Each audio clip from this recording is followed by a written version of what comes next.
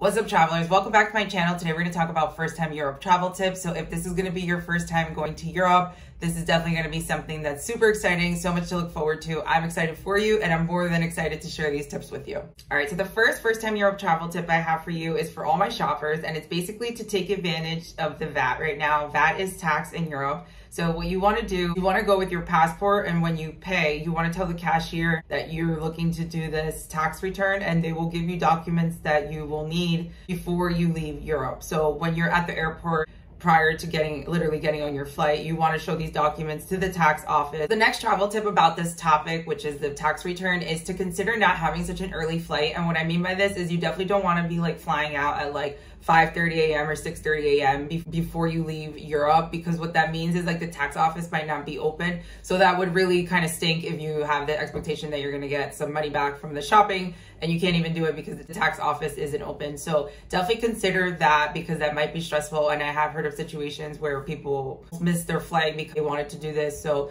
keep that in mind when you're booking your reservation, to give yourself time to process this tax return. Travel tip that I have about tax return is to consider paying in cash when you go shopping. You usually get a better tax return when you pay cash versus paying with a credit card. So if you can, try to pay cash. Before we move on to the next first-time travel tip, let's just recap a little bit of this topic. So basically, you want to go shopping with your passport. You want to tell the cashier that you need these documents for this tax return. You want to consider to try to not get an early flight if you can, so the tax return office in the airport is open. And if possible, try to pay with cash so you can get an even better cash return. The euro to dollar is so good right now, so please try to take advantage of it, because this is definitely not going to last forever. All right, the next first-time travel tip that I have for you is to definitely, please consider getting a travel-friendly bank account. Nobody wants to be paying extra money just to use their own money. So definitely consider Charles Schwab. I have talked about this all the time. I love this bank account, and I just highly recommend them. Great service, great bank account all around. And basically what you can do is get a high-yield investor checking account, and this allows you to not get ATM fees worldwide. So if you basically get charged and then you'll get a rebate at the end of the month. You don't have to have a certain balance in there, and then you also don't get charged foreign transaction fees or any conversion fees. So honestly, it is super fire if you were just looking for a solid travel-friendly bank account. You might need physical cash at some point on your Europe trip, so you definitely want to consider having a bank account that allows you to do that pain-free. Pain-free as in they're not going to charge you on your own money. Remember that, please. I come bearing gifts, so I wanted to mention that I will be leaving a link in the description box for you to check out this Charles Schwab account, because you can get a $100 bonus. All right, so the next first-time Europe travel tip that is super duper important is to make sure to pack right for the weather. We have Western Europe and Eastern Europe that is like literally almost like two different worlds in the way the weather is and like the lifestyle. So you want to make sure that if you're going to Eastern Europe, which is like Germany and Netherlands, that you're packing for a rainy and gloomy day, because it's very rainy and gloomy over there a lot of the time outside of summer. And then if you're going to Western Europe, which is like Portugal, Spain, Italy, France, you definitely want to pack for more sunnier weather. I feel like the western you go, it's sunnier. So definitely if you're going to Spain and Portugal, you definitely want to pack for warmer and sunnier days. France is kind of like a mix between the two, especially like Paris. So the next first-time Europe travel tips that's also very important is to remember the Western European lunch breaks. Basically what this means is that restaurants aren't open all day, and so kitchens do close midday for that midday break. So in Spain, kitchens usually close from like 4 to 4:30. Italy, it's around 3 to 3:30. France, it's around 4 as well, and Portugal, it's around the same time frame too. So just remember this when you are dining out, because you definitely do not want to be left out hungry, and it's just something to definitely remember when you're dining out and you're traveling in Europe for the first time. The next first-time Europe travel tip is to remember to read the fine print with budget airlines. There are a lot of them in Europe, and while they can be useful, a lot of them I feel like can be scammy, and you just need to really be on point with reading the instructions and the details of what they tell you to do, because if you don't, you might end up paying a lot more than you expected, and obviously that's not the point if you're going with a budget airline and you're trying to save money. So the next travel tip that I have is to remember to try to pack light with these budget airlines. Usually they only give you a cargo of this for free, which is like a regular size backpack. So as you can see, it's not a lot of things that you're allowed to bring with you for free. You can bring other stuff, you just have to pay for it. So just remember to try to pack light if you don't want want to pay for additional cargo. And then outside of that, make sure you get your boarding pass. And then outside of that travel tip,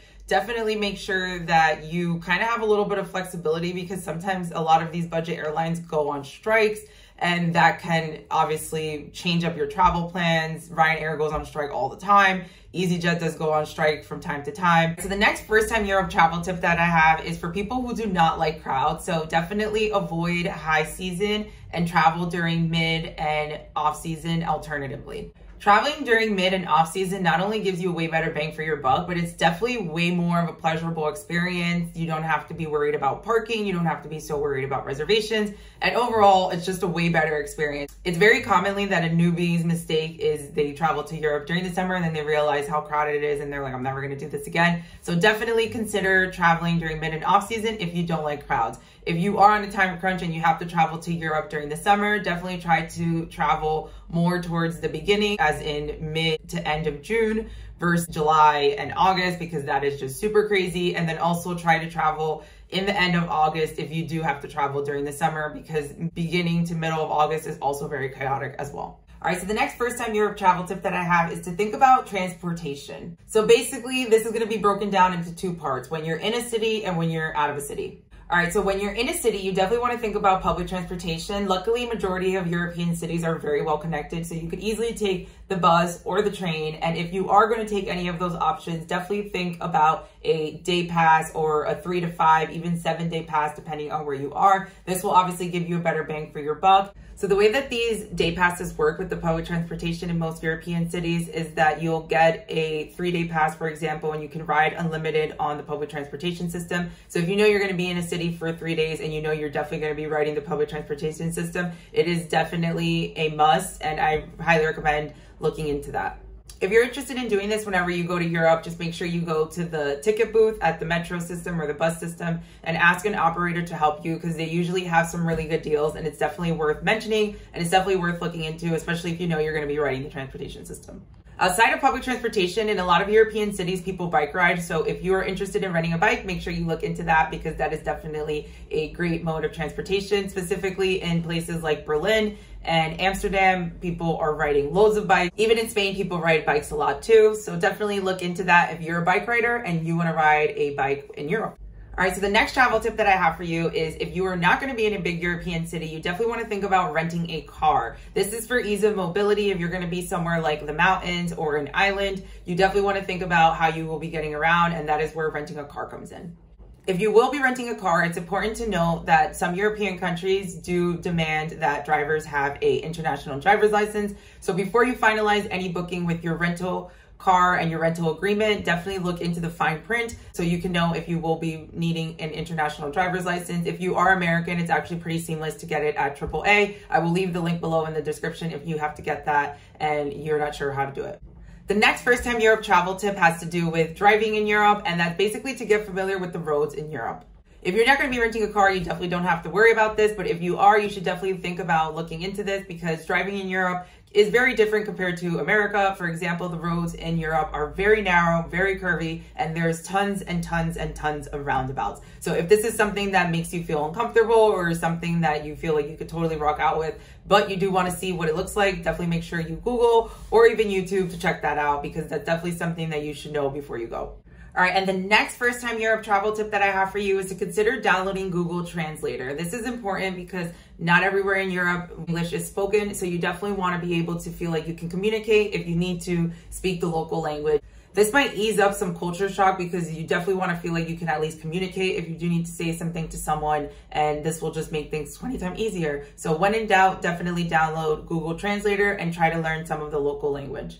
All right, and the last Europe travel tip that I have for you is to make sure you enjoy. This is your trip, especially if this is your first time going to Europe. That's like literally so exciting. I'm so excited for you. Thank you so much for watching. If you have questions, make sure you leave them in the comments so I can answer them, and subscribe for more travel tips. See you in the next video.